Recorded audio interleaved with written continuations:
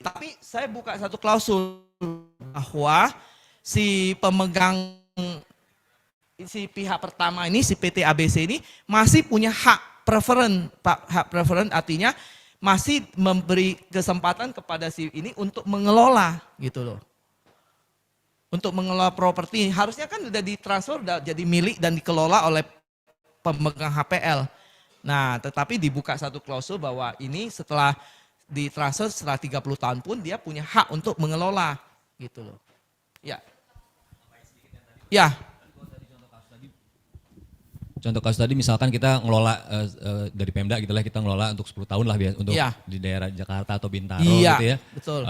Habis itu berarti kita bisa dong mengajukan ya, kita nego untuk Pak udah deh kita naikin, kita mengajukan itu tuh suatu hal yang memungkinkan berarti ya? Mungkin. Oke. Saya tangani kasus yang ini adalah HPL, terus kemudian kita bangun di HGB. Nah, cuman ingat jangan dijual. Kalau ada, jadi dulu zamannya dulu itu lebih gampang. Bisa HGB itu bukan BOT. Jadi memang si pemegang HGB ini memberikan kompensasi kepada pemilik HPL, tetapi HGB-nya bisa diperpanjang terus, tidak ada transfernya gitu. Tapi dengan undang-undang Omnibus Law itu diatur setelah berakhir itu harus dikembalikan. Nah, kalau dulu yang saya tangani yang sebelum ada undang-undang Omnibus Law itu malah lebih gampang gitu loh. Gitu. Jadi kalau sekarang dengan undang Omnibus Law kan mesti setelah sekian tahun, 80 tahun atau 100 tahun whatever lah gitu ya. Itu harus dikembalikan kepada si pemegang HPL. Nah, saya buka satu klausul lagi bahwa itu walaupun diberikan kepada si pemegang HPL, tetap ada satu klausul untuk kita hak preferen untuk kita kelola gitu. Itu Pak. Yes. Saat awal, jangan saat akhir. Saat akhir kita tidak punya daya negosiasi lagi. Di awal dong, kita hitung-hitungannya di awal. Itu pertanyaan bagus. Aduh, oke, next. Ibu-ibu yang belakang, ya, yang ibu yang belum pernah dulu ya, diberikan.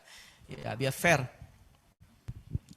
Pak, saya mau tanya kalau ada SHM lalu mau dijual secara leasehold itu nanti pakainya hak apa ya? Gini, oke, thank you Pak. Di Indonesia ini tidak ada, kalau di luar negeri ada leasehold, ada apalah gitu. Tapi di Indonesia, nah maksudnya leasehold itu apa? Dijual? Dijual kepada WNI dalam jangka waktu yang tadi yang kayak bisa 30 tahun, terus bisa diperpanjang 20 tahun lagi. Gini, kita punya, oke, supaya saya pahami pertanyaannya, kita punya properti dengan hak milik. Betul. Oke, berarti kita mau jual. Betul. Berarti bukan leasehold. Kalau leasehold itu kan berarti sewa jangka panjang. Maksudnya sewa jangka panjang kepada orang asing, Pak. Oh, oke. Kalau mau sewa jangka panjang kepada orang asing, jangan tanda tangan jual beli, tapi sewa jangka panjang. Nah, jadi ada dua. Kalau kita punya properti, pasti berbeda harga sewa dengan harga jual.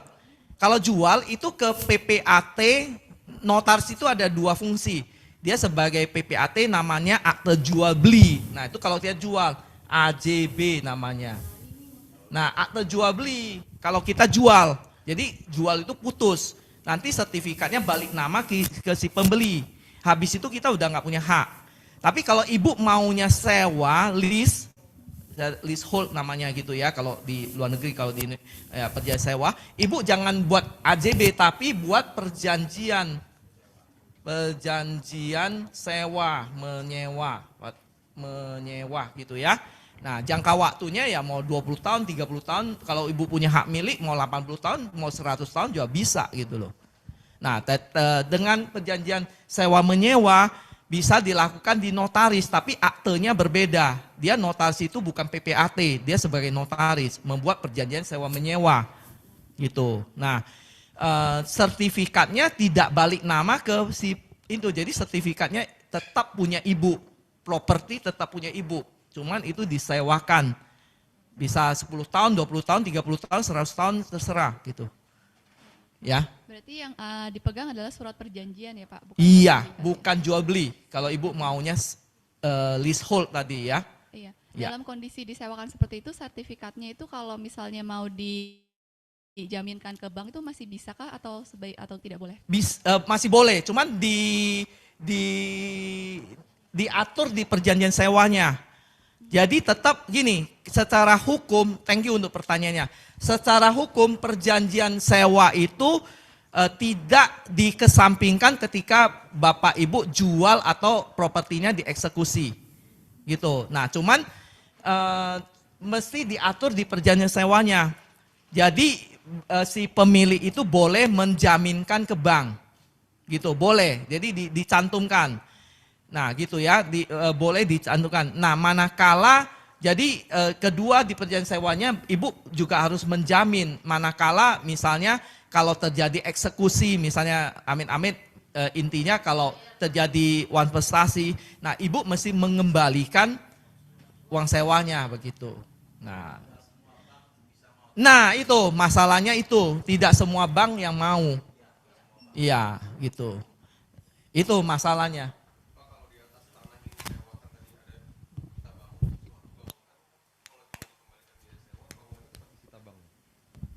Dikembalikan kan iya. Misal kita tadi menyewa tanah itu jangka panjang. Oke. Terus pemilik tanah menjaminkan ke bank. Oke. Tapi tanah itu kan kita bangun bangunan misalnya. Oh, oke. Nah, kalau di perjanjian itu dia nanti sampai disita bank misalnya, kemudian dia mengembalikan biaya sewa ke kita, tapi bangunan di atasnya itu gimana, Pak? Nah itu makanya di perjanjian sewanya kalau sebagai pemilik penyewa ya nggak setuju gitu loh. Jadi disewanya yang nggak setuju atau setuju tapi dikembalikan sewa plus dengan biaya pembangunan. Nah cuman kan posisi si penyewa itu lemah. Kenapa lemah?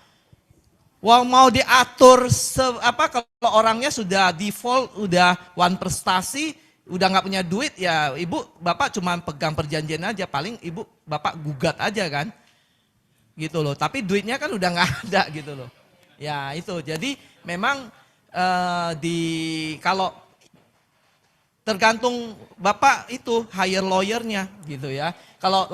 Kalau bapak yang hire lawyernya saya sebagai penyewa saya tegas di perjanjian itu bahwa properti tanahnya itu tidak boleh disewa dijaminkan gitu loh. Tapi kalau saya sebagai lawyernya si pemilik tanah ya itu boleh dijaminkan ya tergantung gitu loh siapa yang. Iya Pak, itu saya sempat sewain tanah dalam 5 tahun. Iya. 5 tahun itu berupa tanah, tapi dibangun oleh penyewa. Iya. Tapi waktu pas tanda tangan notaris sempat berdebat nanti setelah 5 tahun kemudian antara saya harus beli balik itu bangunannya atau gimana ya Pak baiknya Pak? Nah itu tergantung itu. Kesepakatan. Iya kesepakatan. Nah saya bilang apapun yang Anda atau apapun yang Bapak bangun di atas tanah saya itu seharusnya sudah menjadi pemilik tanah. Bisa. Jadi itu kembali lagi kepada jangka waktu dan juga untuk harga sewanya, gitu loh. Jadi bisa aja misalnya Bapak sewa dengan murah, tapi apapun. Jadi biasanya begini, si penyewa itu boleh membongkar, tapi mengembalikan kepada keadaan semula.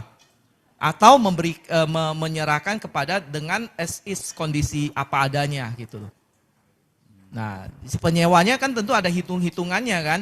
Misalnya udah 5 tahun ya ini mungkin dia penyusutannya udah 0 gitu ya. It's okay gitu. Misalnya 10 tahun atau dia ada hitung-hitungannya pasti. Setelah 5 tahun memang akhirnya solusinya itu apapun yang ada bangunan itu nominal.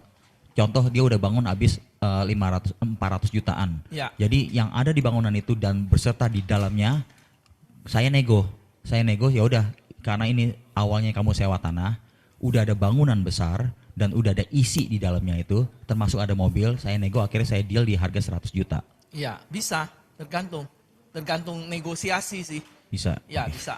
Makasih. Memungkinkan. Oke, next ya. Oh, ini karena ada satu bagian di online dulu lah, online. Silakan kalau ada pertanyaan dari online, satu pertanyaan supaya fair. Langsung dibacakan aja. Yang pilih aja. Wah ini pagi Pak Admin, tolong bukan. Thank you Badan Hukum. BH Indonesia itu singkatan dari apa? Dari Badan Hukum Indonesia. Kelihatannya nggak ada ya pertanyaan lain, nanti kalau ada ya silakan Pak. Oh, oke, HGU. Nah, kenapa saya nggak nantumkan HGU? Karena itu kan judulnya adalah hak atas tanah untuk properti. Jadi untuk kalau HGU hak guna usaha. Jadi itu tanahnya fungsinya bukan buat dibangun properti, tetapi buat perkebunan, buat pertambakan gitu loh. Nah itu HGU. Ya, jadi saya nggak menjelaskan di sini gitu. Karena itu bukan, walaupun nanti di sana itu mungkin ada bangun mes itu bisa, tetapi bukan untuk dijual gitu loh ya. Nah boleh ditanya, tapi itu saya nggak, ya intinya itulah ya. Intinya itu sama dengan HGB kalau HGU, HGB ya. Oke, next. Oh ini sertifikat hak milik satuan rumah susun. Nah, sertifikat hak milik satuan rumah susun pertanyaannya apakah sama dengan hak milik atau bukan? Atau berbeda? Sama sertifikat hak milik sama satuan rumah susun apakah sama dengan hak milik? Ada yang mau jawab?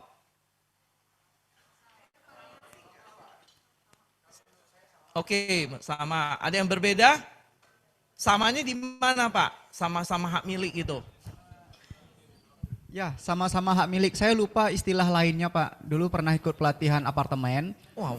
Jadi apa kan cara bikin apartemen gitu. Nah, kalau di hak milik yang biasa kita kenal itu untuk rumah tapak, landed house. Kalau di apartemen beda lagi namanya, tapi dia sama-sama hak milik dan bisa digadaikan gitu, Pak. Ya, thank you. Oke, saya jelaskan next ininya. Nah, nanti saya jelasin dulu ya, nanti baru kita jawab sama-sama sama atau berbeda. Bener gak gitu ya pelatihannya gitu ya.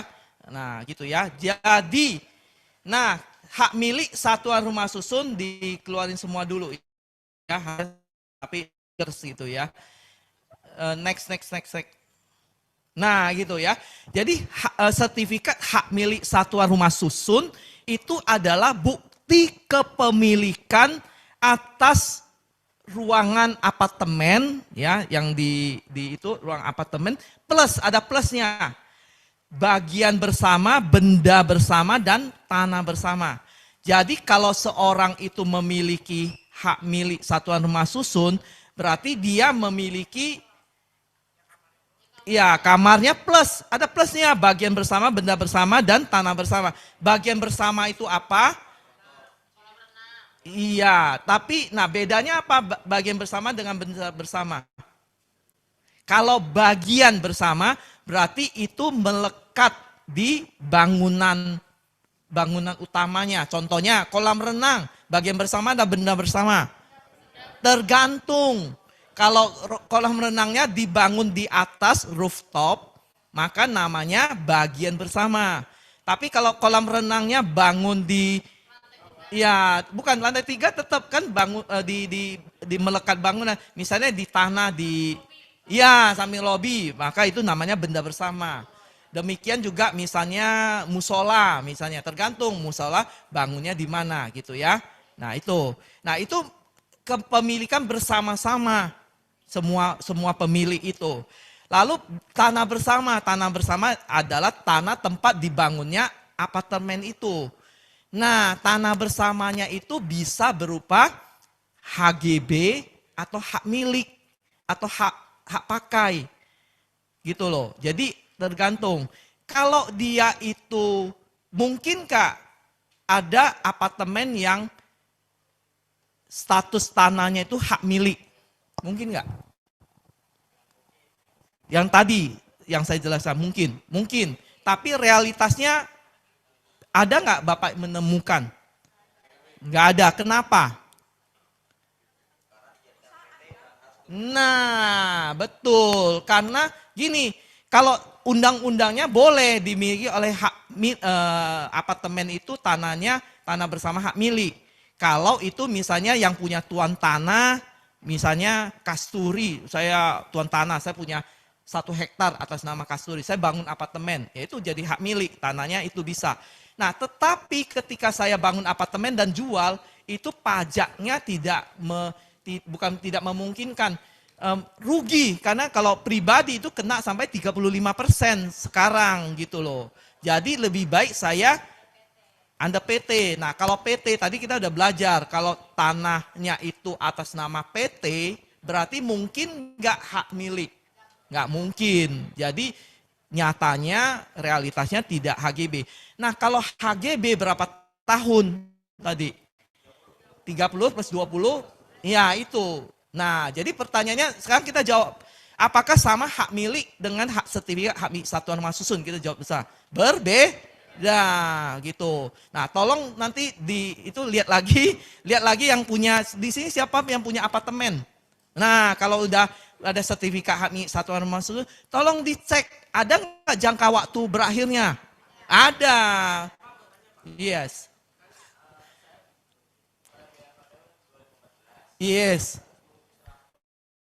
Kalau nggak salah 2017 Oke. ya. Nah, sampai sekarang saya nggak nerima SHM strata titelnya. Alasannya karena proses pemecahan katanya lama prosesnya. Apakah itu normal nggak? Iya, memang lama. Ya itu, nanti itu kelas tersendiri karena satu sesi nggak betul.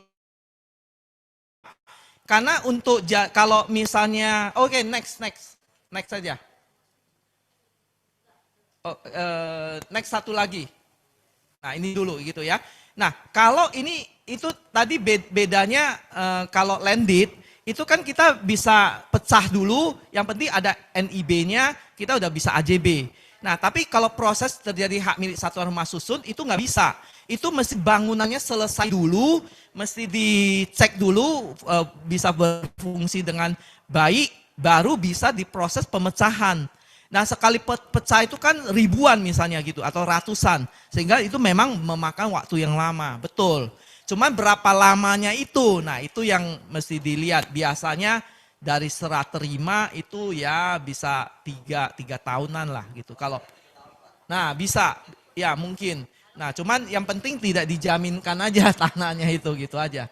Tapi kalau proses lama betul gitu, lebih lama lah gitu ya. Ya itu. 10 tahun? Wah, ya mesti ditanya developernya. Kenapa lama gitu. Yang penting udah serah terima berarti dari serah terima berarti kan bangunannya itu sudah punya SLF. Nah itu baru bisa diproses pemecahan jadi sertifikat hak milik satuan rumah susun gitu loh. Gitu. Yes, silakan Bu. Terima kasih Pak.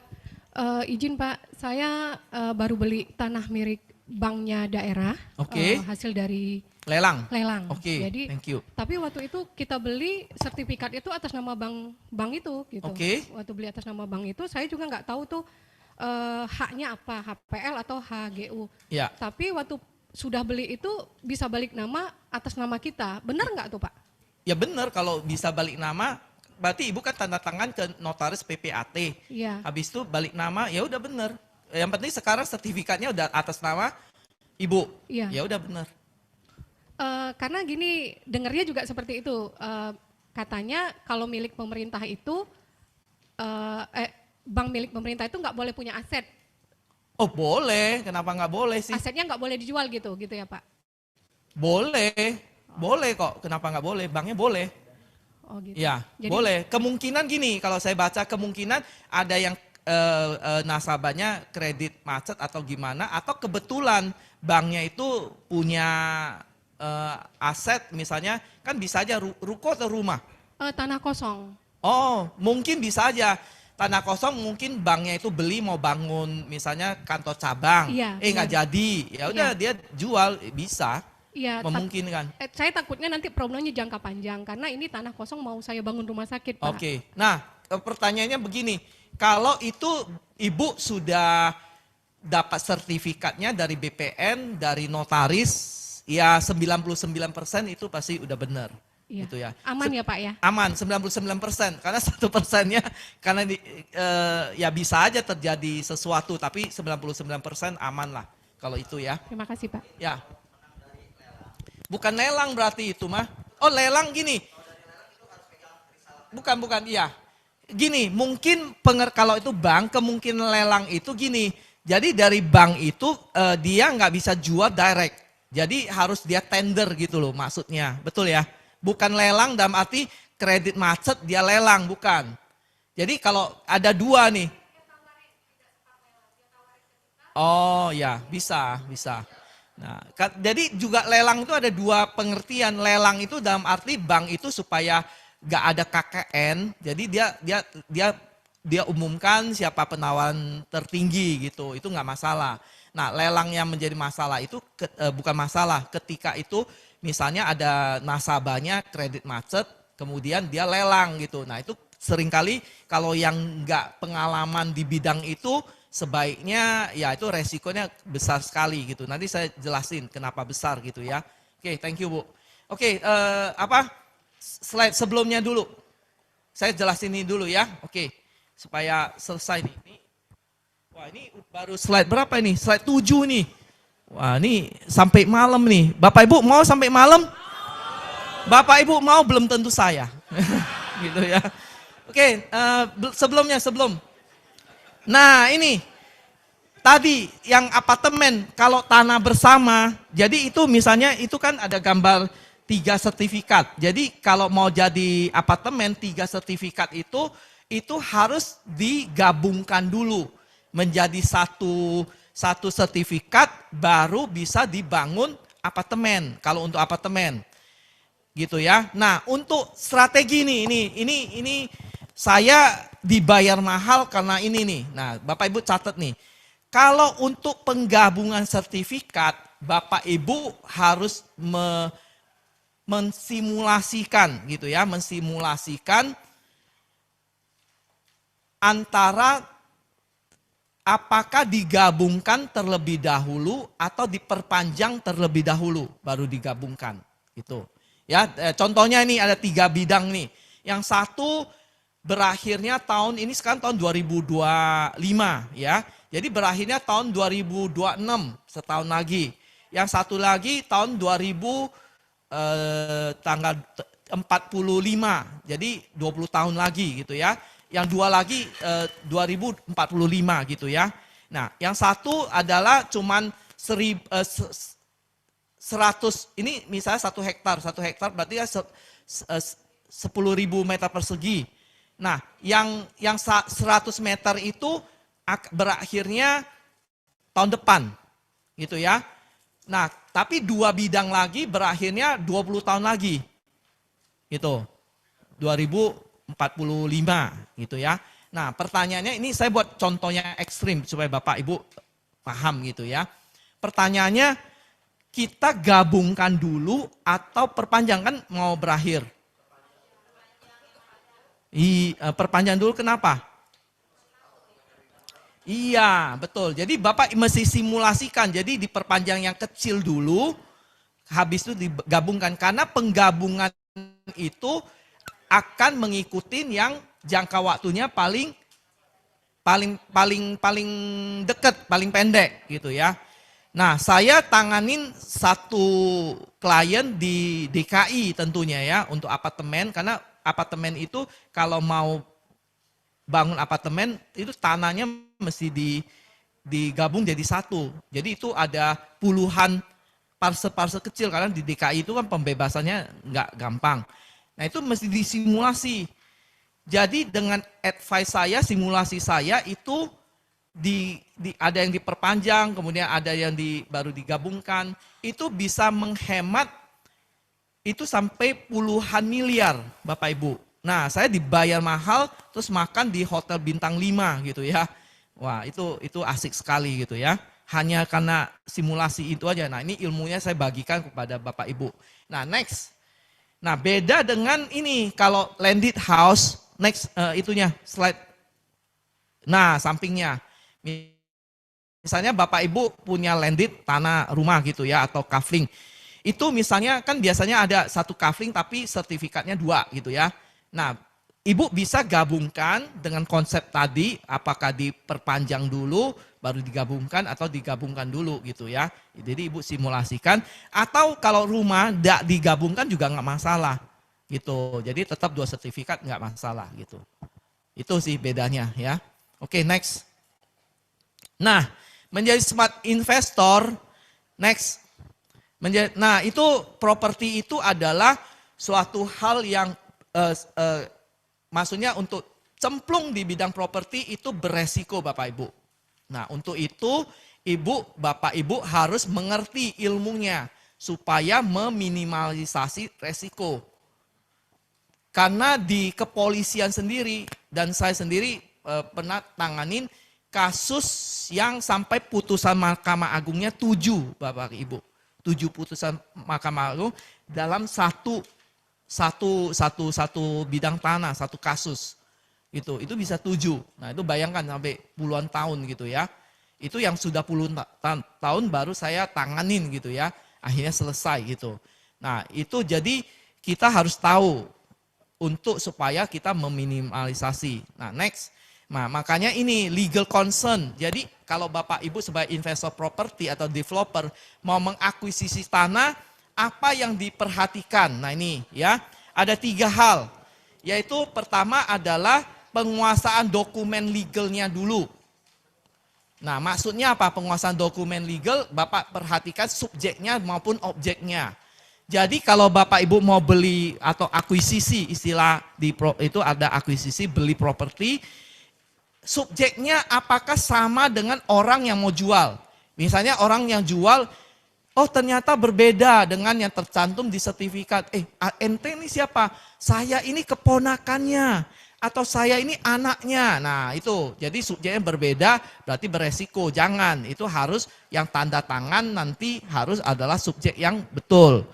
Kedua adalah objeknya. Bahwa yang walaupun sertifikatnya harus dengan objeknya harus sama. Seringkali misalnya sertifikat ini ternyata objeknya berbeda gitu ya. Bisa terjadi. Jadi subjek dan objeknya apa yang tercantum di sertifikat atau girik harus dengan, kalau sertifikat mungkin lebih gampang. Tapi kalau udah namanya girik itu sulit menemukan lokasinya. Nah itu sebagian sengketa girik itu adalah mengenai objek. Karena menurut si pemilik girik ada 2 girik, yang satu semua menunjukkan tempat itu. Nah mana yang benar, nah itu. Jadi objeknya mesti sama. Yang kedua kalau udah subjeknya maupun objeknya sama, itu bisa jadi beresiko kalau fisiknya, lokasinya tidak dikuasai oleh si yang penjual. Gitu ya. Jadi saya dulu pernah waktu Krismon kan itu banyak mau dilelang gitu ya. Wah ini saya tertarik ini beli. Begitu datangin tempatnya, itu ada yang huni dan yang huni itu berbeda tentu dengan itu.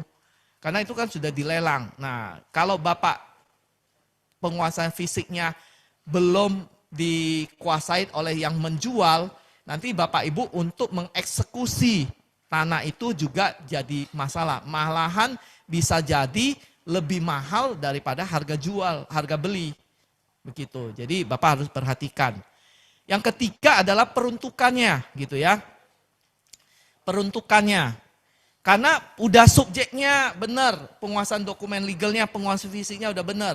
Tapi Bapak Ibu mesti cek di tata ruang, di bawah peruntukannya. Jangan, oh ini murah, ternyata ini adalah jalur hijau. Ya, atau misalnya yang dapat dibangun KDB maupun KLB-nya kecil gitu. Jadi itu dibangun cuma sebagian. Ya, jadi Bapak harus lihat, Bapak Ibu harus lihat peruntukannya.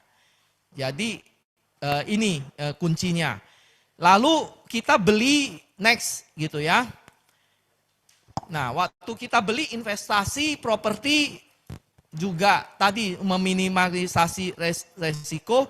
Itu bisa beli di tanah developer atau di luar developer gitu ya.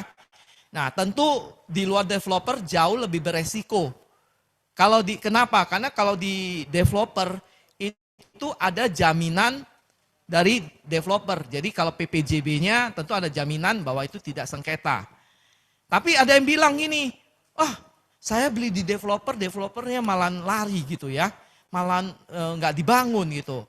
Nah nanti next slide itu gimana kita bisa meminimalisasi kalau beli di dalam developer yang bagaimana, yang kemungkinan besar lebih aman ya untuk next itunya. Nah kita lihat dulu ya, jadi di luar developer yang ya itu yang saya lakukan gitu ya, kalau kita waktu saya di developer ya kita bebasin tentu ya. Nah itu memang potensi konflik sengketanya itu besar sekali di developer.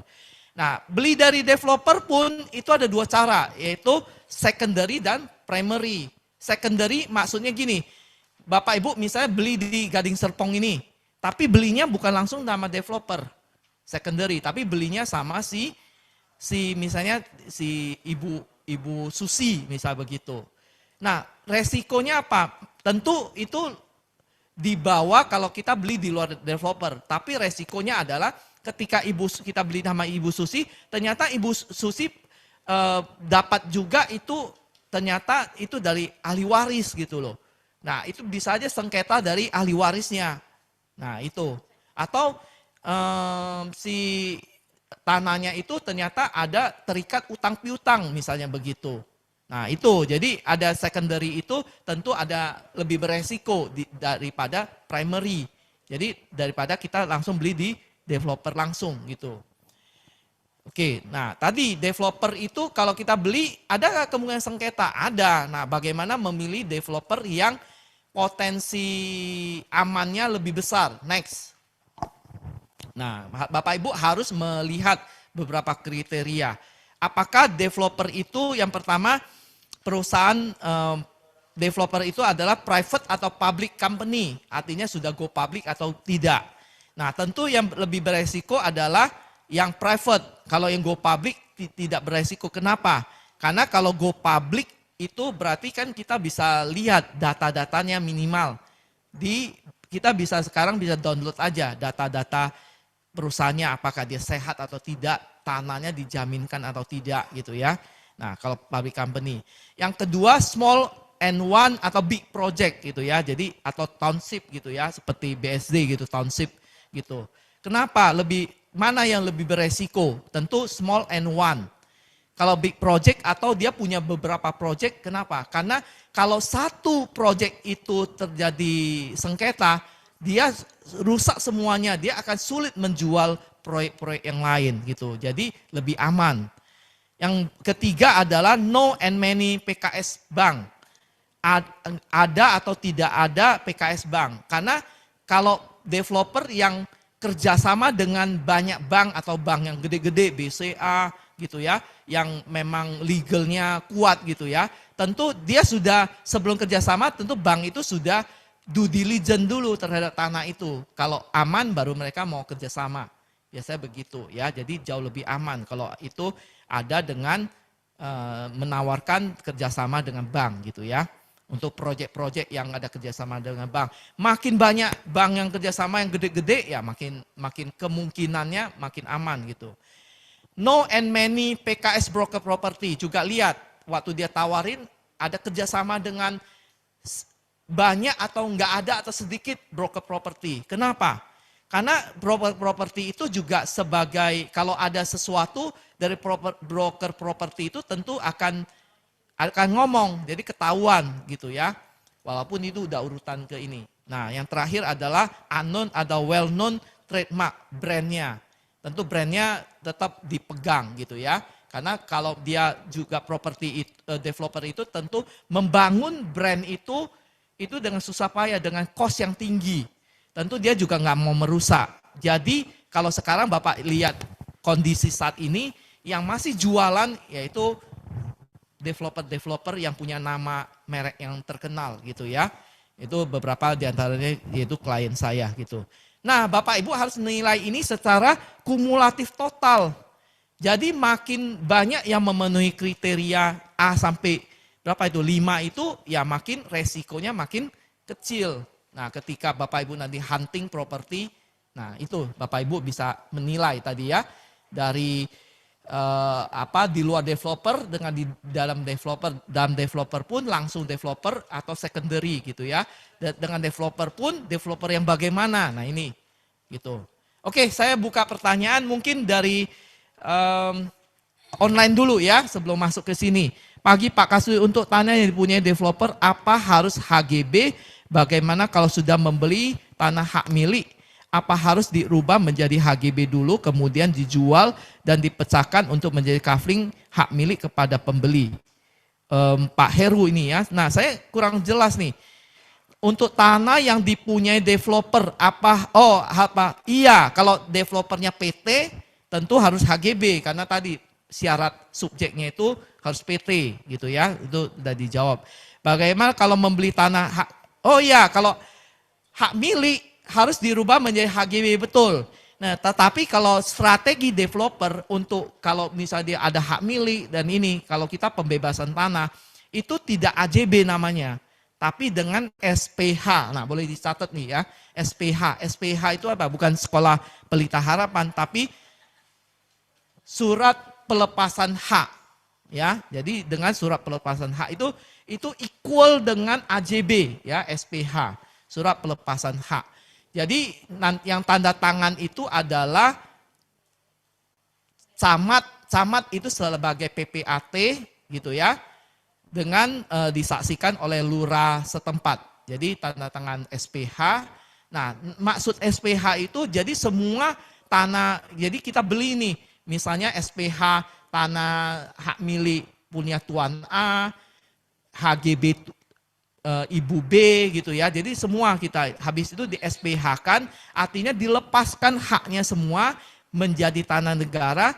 Pada saat yang bersama kita mohonkan jadi HGB. Nah, ya itulah yang disebut HGB induk namanya. Sebenarnya nggak ada namanya kalau HGB induk di sertifikatnya nggak ada. Ya HGB aja. Itu cuma istilah kita aja HGB induk ya. Nah, jadi kita lepaskan itu jadi HGB. Gitu. Kalau kita dengan hak milik, kalau banyak ya. Tapi kalau cuma satu bidang ya udah bisa diturunkan dari HGB dulu baru di AJB. Jadi ada dua cara gitu ya. Yes.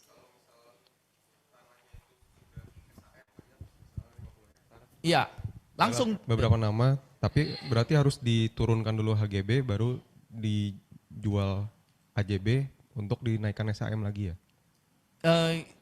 Kalau itu sudah hak milik, Ya. sertifikat hak milik.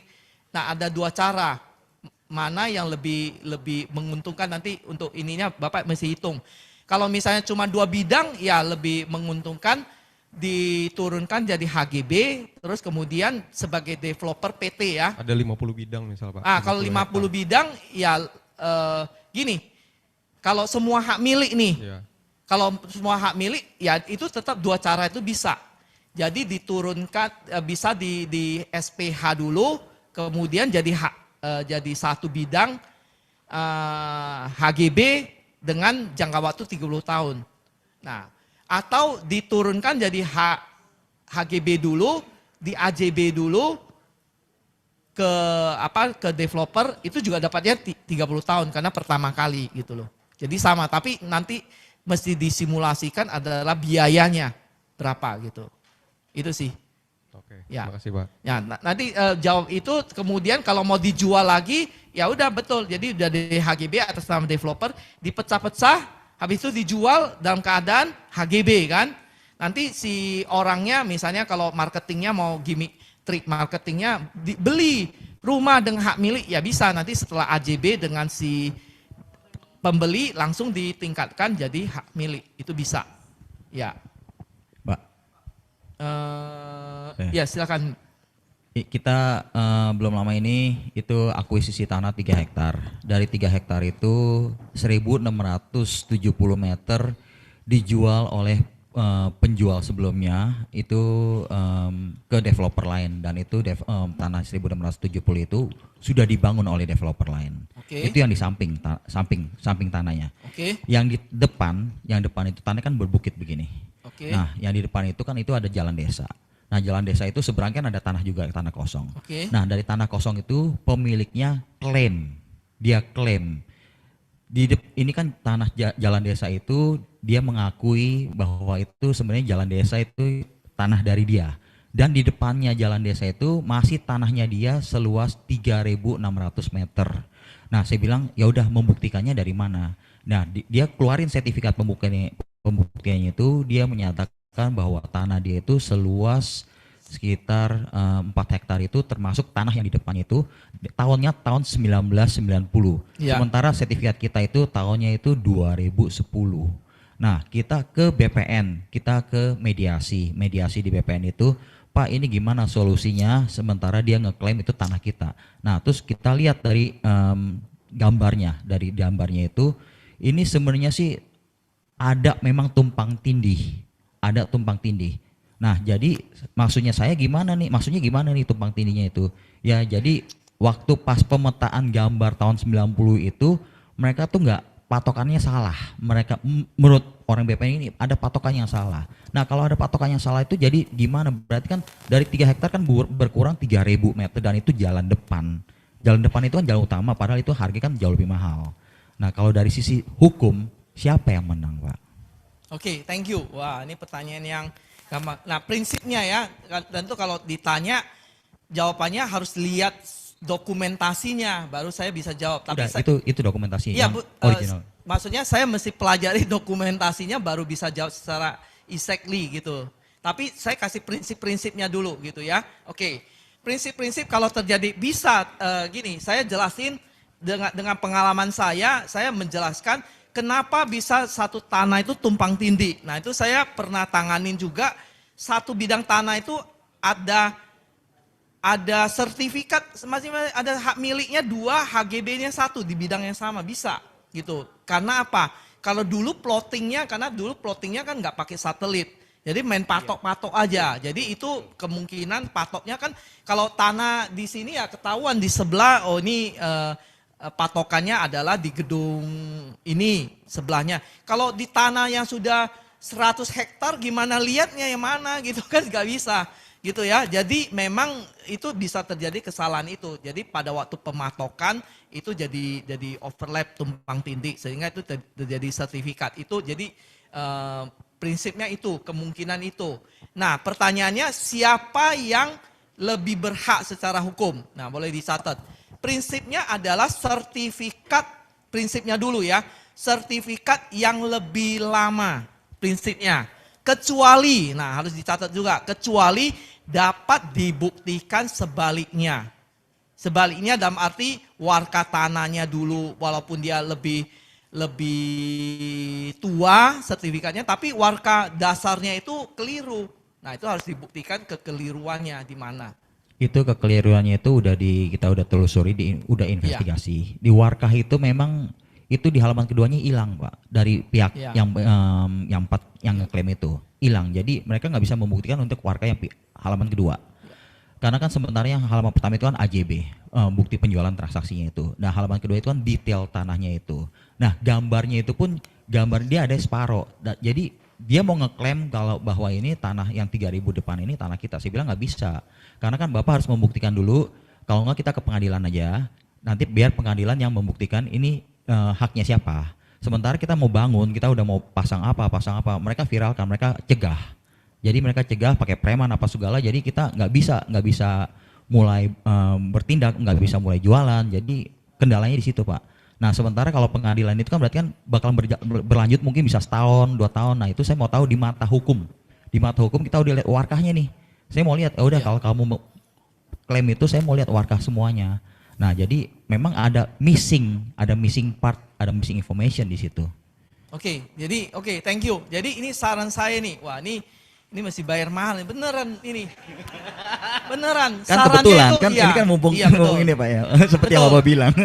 Gini, saran saya yang pertama mediasi sampai selesai. Kalau itu tidak terjadi, maka yang tanah bagian yang sengketa itu jangan dijual. Jangan dijual. Kalau dijual, Bapak lebih pusing lagi.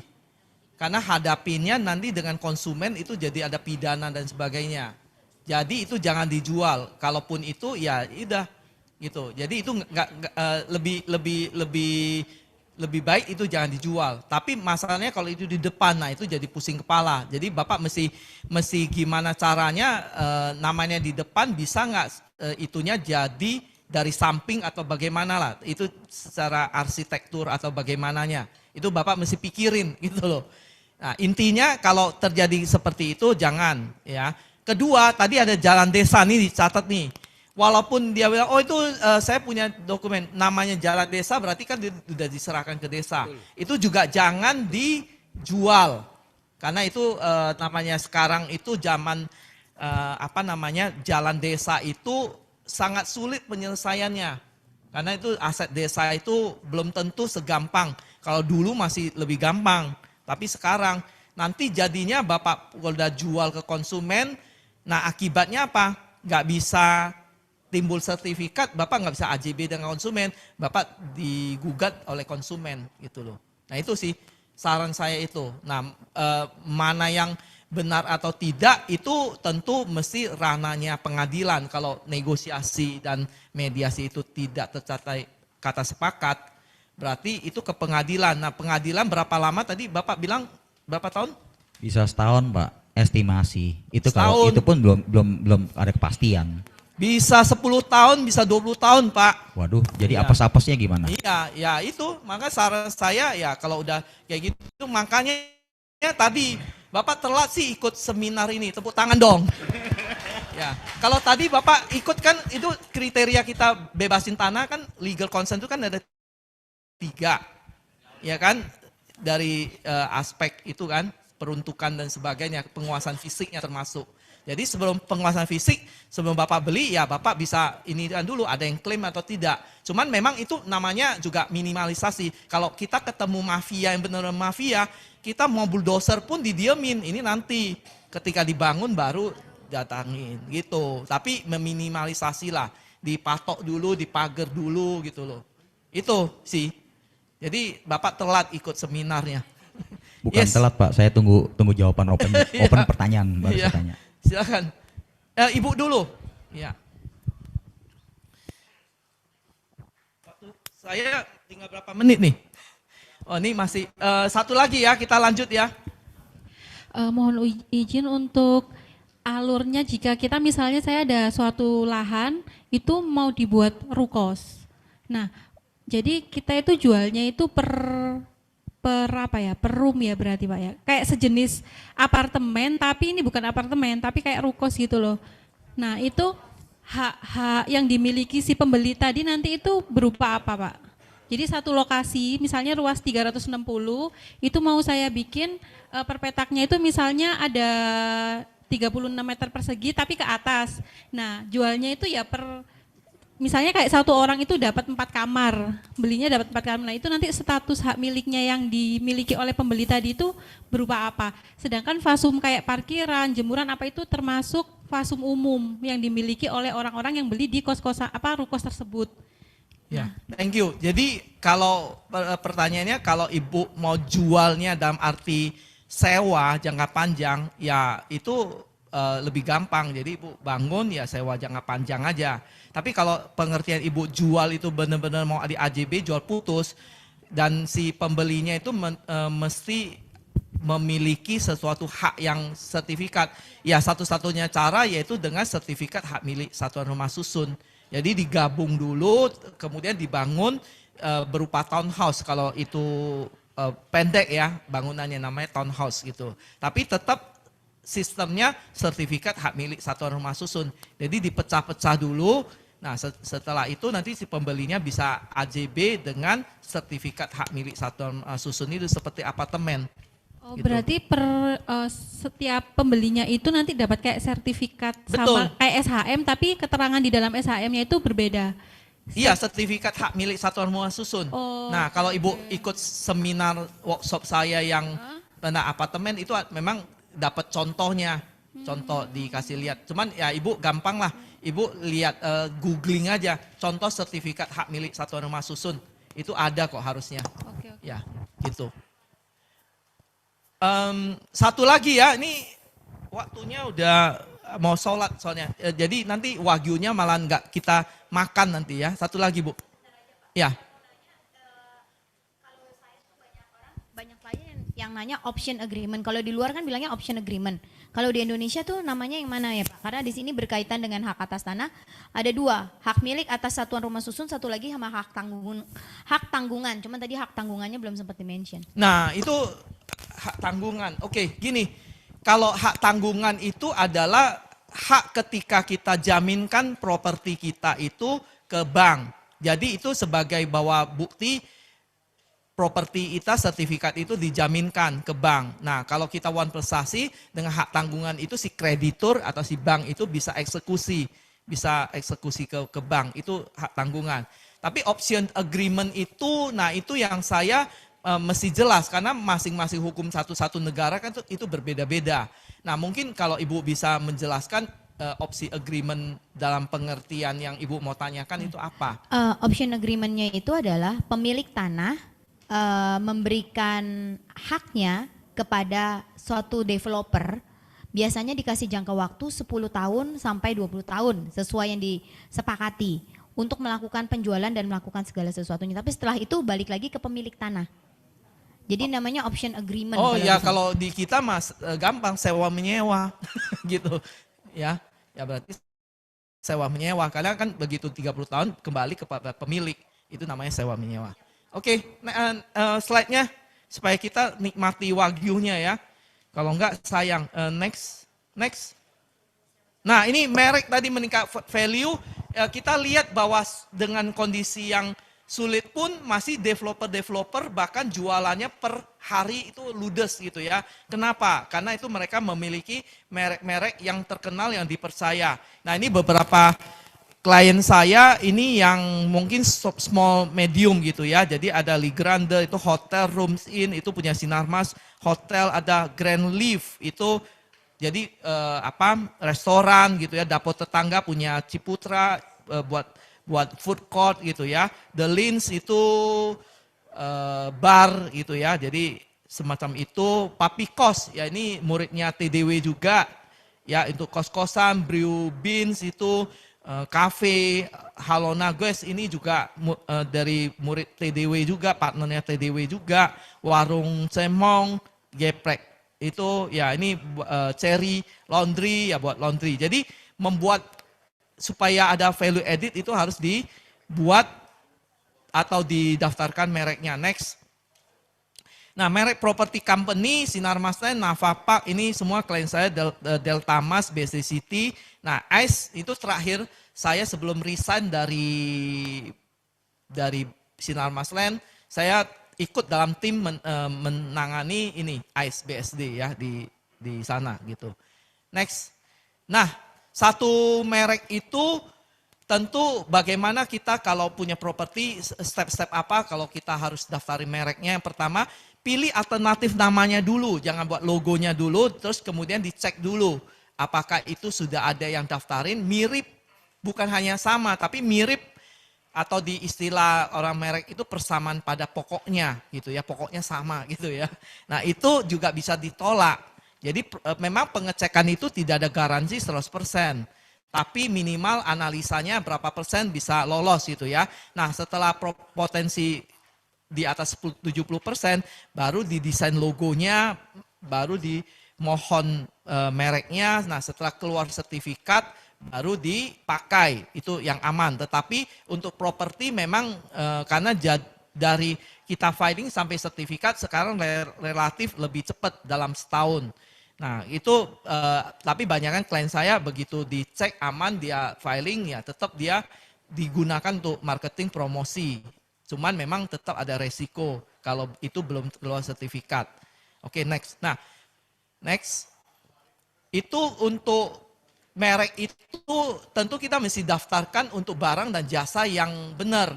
Karena seringkali klien saya, wah gua merek saya sudah didaftarkan gitu ya. Begitu saya cek, oh ternyata yang didaftarkan betul udah keluar sertifikat. Tapi barang dan jasa yang berbeda. Misalnya dia daftarkan untuk sama-sama di kelas 25, tetapi yang dijual adalah baju, tapi yang didaftarkan adalah sepatu, sama-sama di kelas 25.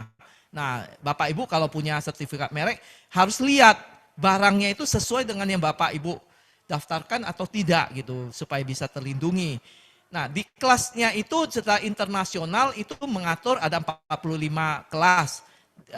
Kelas 1 sampai kelas 34 itu adalah barang, kelas 35 sampai 45 itu adalah jasa, jadi dikelompok-kelompokkan secara internasional. Nah untuk properti itu ada 7 kelas ya minimal. Yaitu kelas 35 itu kalau untuk toko, shopping center, marketing online, marketing sosial media, ini yang paling banyak didaftarkan.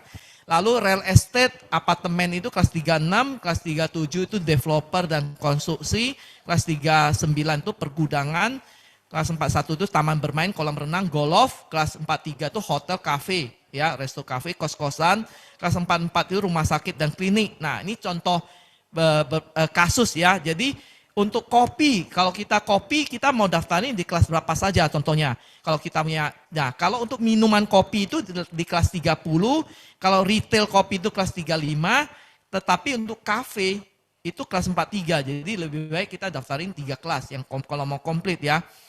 Rumah sakit, kita di kelas 44, tapi untuk misalnya kecantikan, ada kosmetiknya di kelas 3. Nah next, ini contoh kasus saja yang sudah dipublikasi, sudah masuk koran. Nah itu contohnya Natasha gitu ya. Jadi di kasus ini udah diumumkan di koran. Jadi kita ambil ini sebagai edukasi kita ya. Dia daftarin, awalnya dia daftarin cuma untuk klinik di kelas 44. Tapi di kosmetik kelas 3-nya dia tidak daftarin. Nah didaftarin orang lain, Natasha. Nah sehingga itu kan dia merasa terganggu. Akhirnya dia gugat sampai Mahkamah Agung, dia menang. Tapi bayangkan berapa uang dan waktu yang dia keluarkan. Lebih baik, jadi pelajaran yang kita bisa pelajari, lebih baik di awalnya kita daftarin lengkap dulu dengan biaya yang tentu relatif jauh lebih murah dibanding nanti setelah itu ada terjadi kasus itu ya. Next. Nah, ini bank loan dan OPM bedanya. Kalau bank loan ini mungkin saya nggak kupas intinya. Kalau untuk bank loan itu cash in itu harus lebih besar dari cash out. Cara cash in itu lebih besar yaitu memaksimalkan efektivitas properti. Jadi dibuat kos-kosan, terus atasnya dipakai buat apa? Antena, disewakan gitu ya. Di sampingnya misalnya buat BTS, di sampingnya dibuat iklan gitu ya, kalau misalnya itu jadi iklan rokok dan sebagainya gitu ya. Jadi satu properti dibuat maksimal supaya cash in-nya lebih besar dari cicilan cash out-nya gitu loh. Tergantung perjanjiannya, tapi kalau kita sewa menyewa ya tetap aja si punya tanah. Prinsip pajak itu adalah siapa yang dapat duit gitu loh. Duit itu kena pajak, intinya itu. Sewa BTS atau itu? Kalau sewa BTS kan sewa menyewa, kalau hitungan BTS yaitu bisnis BTS-nya gitu loh. Beda gitu ya. Nah ini ya bank loan dengan OPM. Nah yang saya banyak tanganin kasus yang OPM. Nah OPM itu apa? Ada people money. Next. Nah, OPM itu ada 4 ya, ada 4 yaitu dengan uang konsumen gitu ya. Jadi di properti itu dijual, kemudian dari konsumen itu akan dibuat bangun gitu ya. Lalu partnership, jadi PKS, jadi ada tanah. Nah, ini yang banyak saya tanganin PKS gitu ya. Jadi kalau Bapak Ibu lihat satu proyek itu ada 2 grup. Itu berarti satu pemilik tanah, satu lagi developernya gitu ya. Nah gitu, jadi itu partnership, terus ada private placement, kemudian IPO. Bedanya apa? Yang merah dengan yang biru. Nah kalau yang biru itu mesti propertinya sudah running dulu, baru itu dijual sahamnya. Misalnya private placement itu maksudnya kita jual sebagian saham kita kepada investor tertentu. Nah itu private placement. Tapi kalau IPO adalah kita jual saham perusahaan kita itu melalui pasar modal.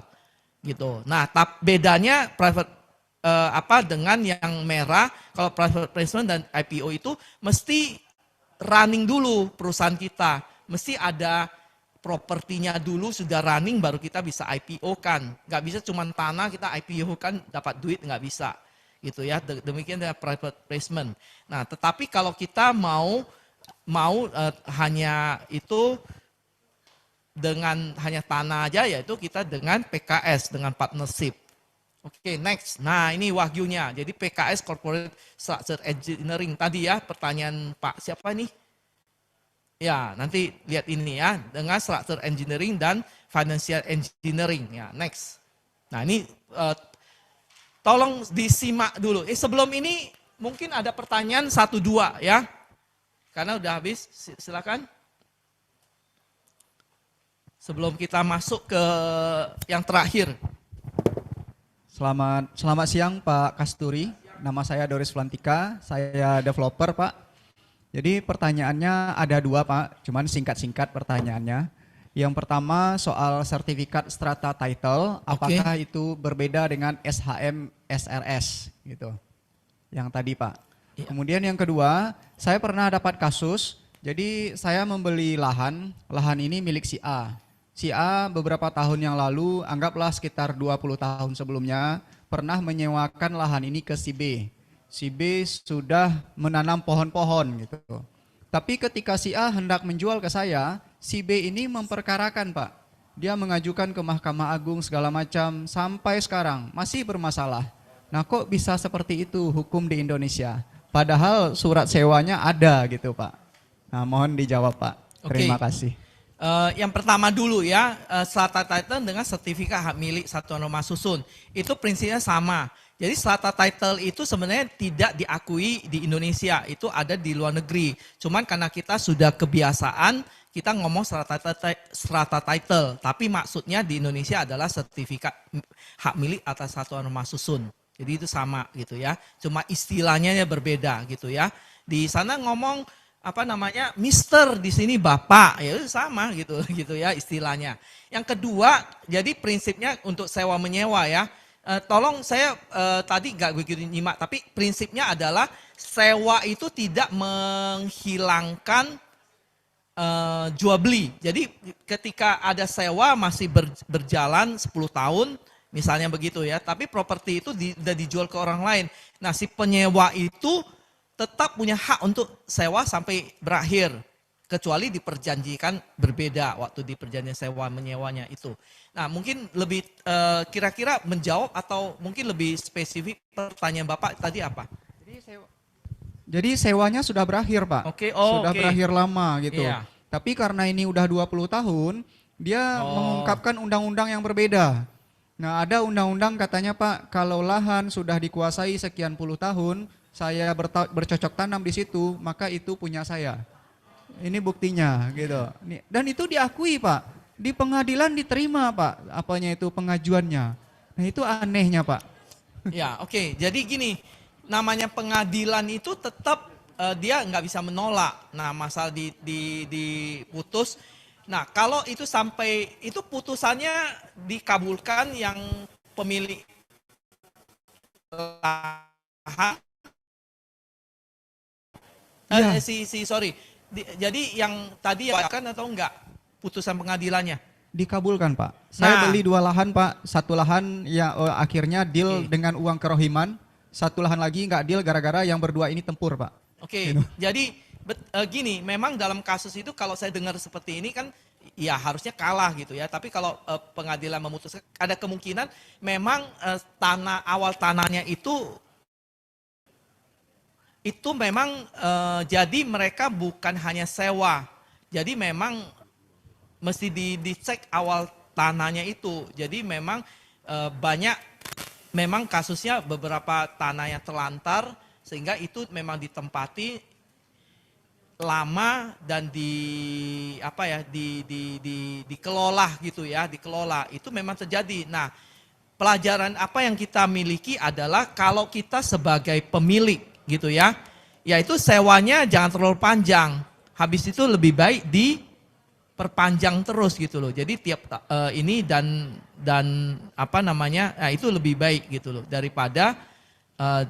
daripada sekali jangka panjang gitu. Cuman untuk kasus ini sepertinya karena alas hak yang Bapak beli itu mungkin status tanahnya itu yang mesti dicek dulu. Gitu, sehingga terjadi sengketa dan si penyewanya itu merasa sebagai pemilik gitu loh. Cuman kan di sini karena tidak lihat dokumennya, tapi dugaan saya kemungkinan seperti itu. Jadi bukan Bapak beli bukan betul-betul sertifikat itu. Nah itu tadi kan legal concernnya ketika kita beli tanah bukan hanya objeknya dan tapi juga lihat di peruntukan. Di penguasaan fisik gitu kan. apakah ketika Bapak beli itu penguasaan fisiknya oleh si penjual atau tidak. Nah tadi kalau tidak itu bisa jadi lebih mahal Bapak waktu bebasin itu, mengusir itu, gitu loh. Nah itu tadi, Bapak telat sih ikut seminarnya gitu ya. Oke, satu lagi ya, kita masuk ke sini ya.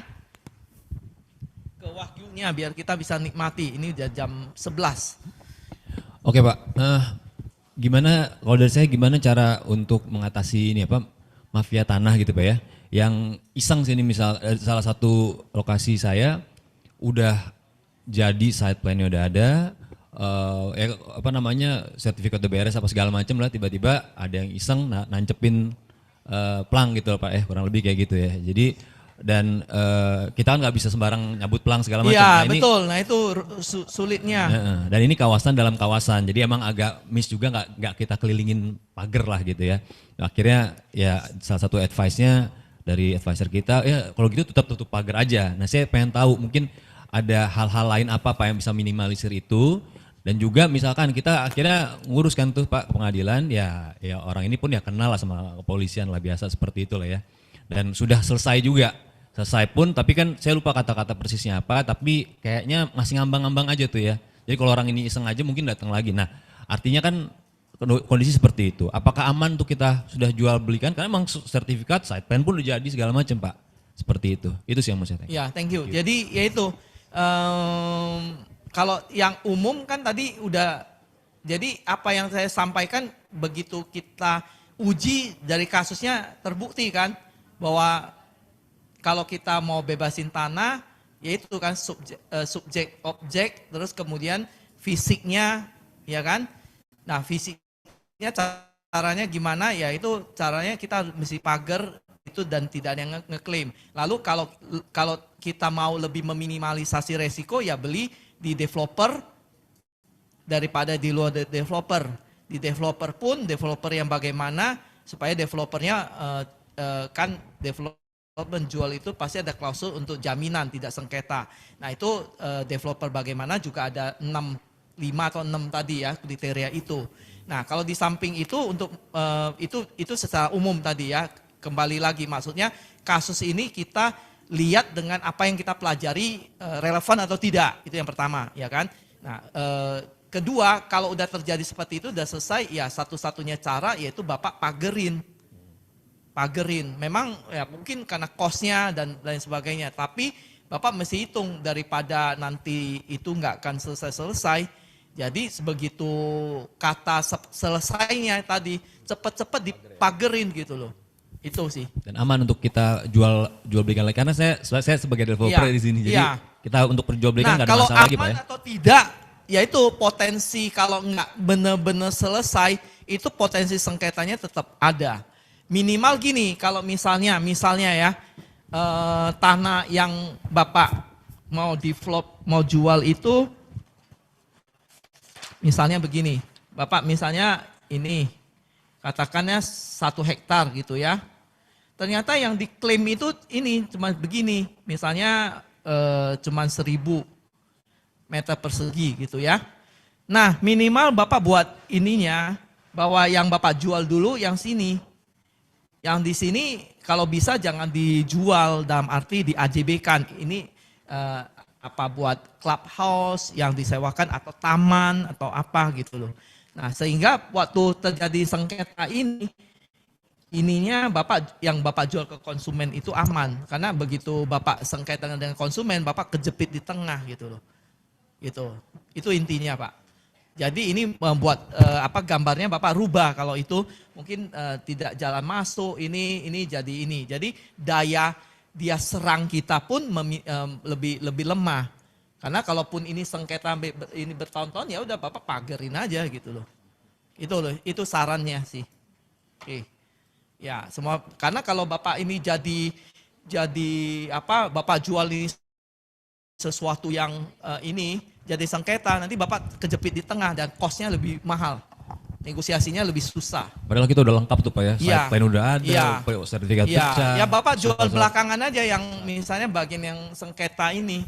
jual belakangan aja gitu loh. Sampai ini misalnya udah jual, ini kan udah dipagerin kan, udah membuktikan kepemilikan Bapak. Jadi nanti pun akhirnya pun dijual, ya itu pun pembuktian Bapak lebih kuat. Tapi kalau bisa ya ini nanti mungkin jadi tempat taman bermain atau apa aja gitu loh. Misalnya begitu. Itu sih sebagai fasum aja sebagai itu. Ya.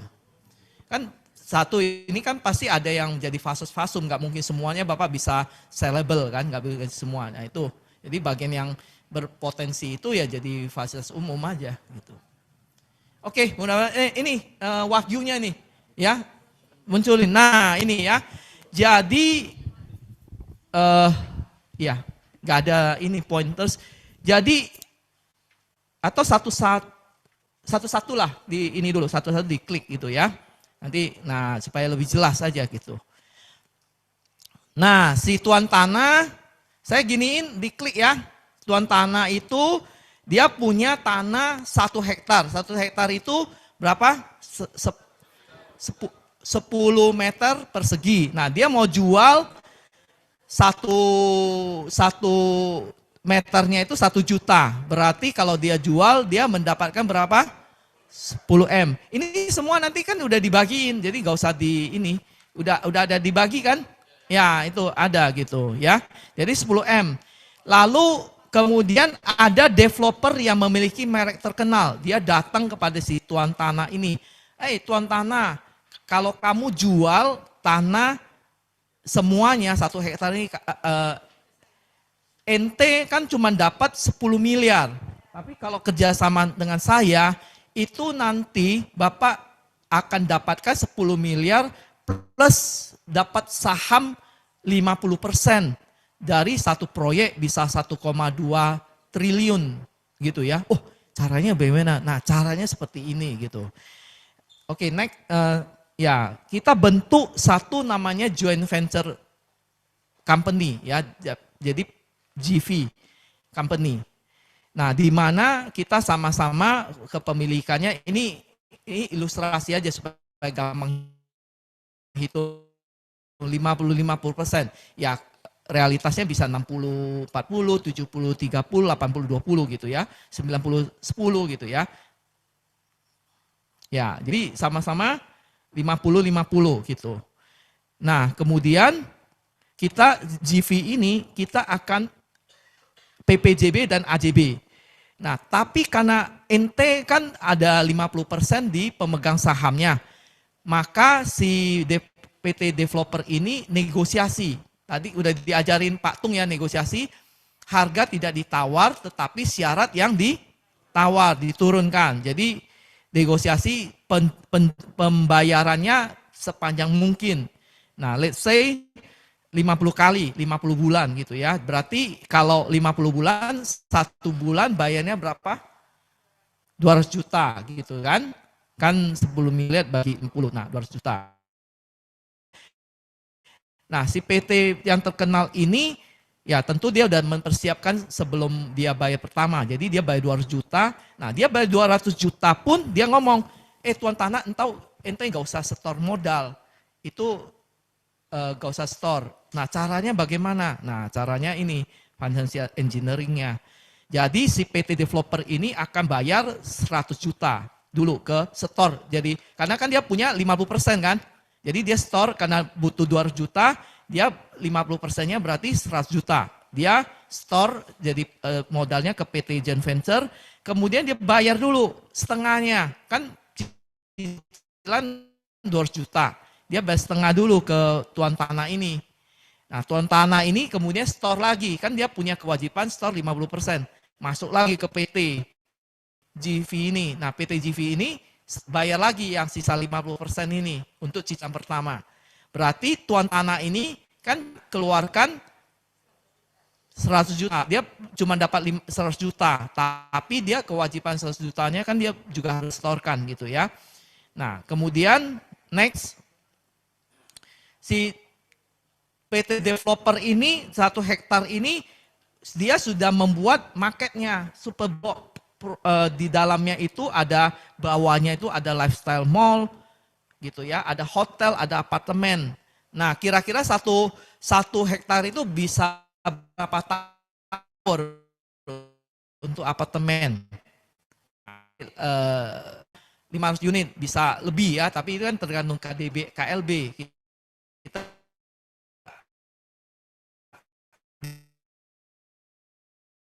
gampang hitungnya 500 unit. Berarti tower itu berarti kalau karena ini PT developer terkenal, punya merek terkenal, itu bisa 500, 400 sampai 1 M atau sampai 2 M tergantung